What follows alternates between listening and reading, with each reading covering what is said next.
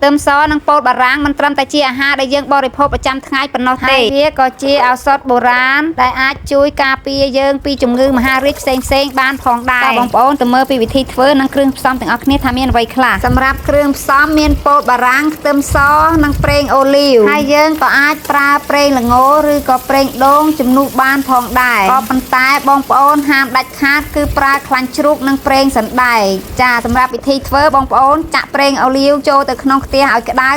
ហើយបងប្អូនចាក់ពោតបារាំងហើយនិងខ្ទឹមសចូលបន្ទាប់មកបងប្អូនត្រូវកូរចុះកូរឡើងដើម្បីឲ្យខ្ទឹមសនិងពោតបារាំងនេះឲ្យឆ្អិនហើយទន់ល្អសម្រាប់ការធ្វើថ្នាំនេះដែរបងប្អូនគួរធ្វើក្នុងបរិមាណសមល្មម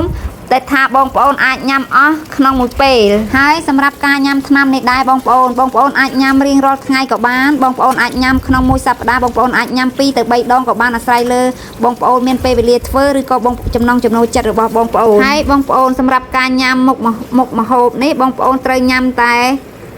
មួយមុខគត់ដោយមិនចាំបាច់ជ្រលក់ជាមួយនឹងអំបិលឬមួយក៏ជាមួយនឹងបាយបងប្អូនដោយសារសប្តាហ៍ថ្ងៃនេះបងប្អូនបន្លែផ្លែឈើដែលយើងបរិភោគរាល់ថ្ងៃនេះសម្បូរទៅដោយជាតិគីមីអញ្ចឹងបងប្អូនគួរតែធ្វើថ្នាំមួយមុខនេះបរិភោគដើម្បីជួយការពារជៀសផុតពីជំងឺមហារីកផ្សេង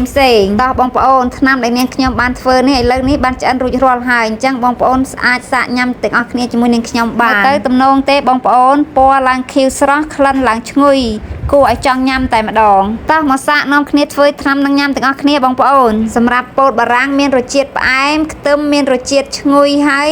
អត់ហាងទេបងប្អូនដោយសារយើងបានលីងវាឲ្យឆ្អិនល្អ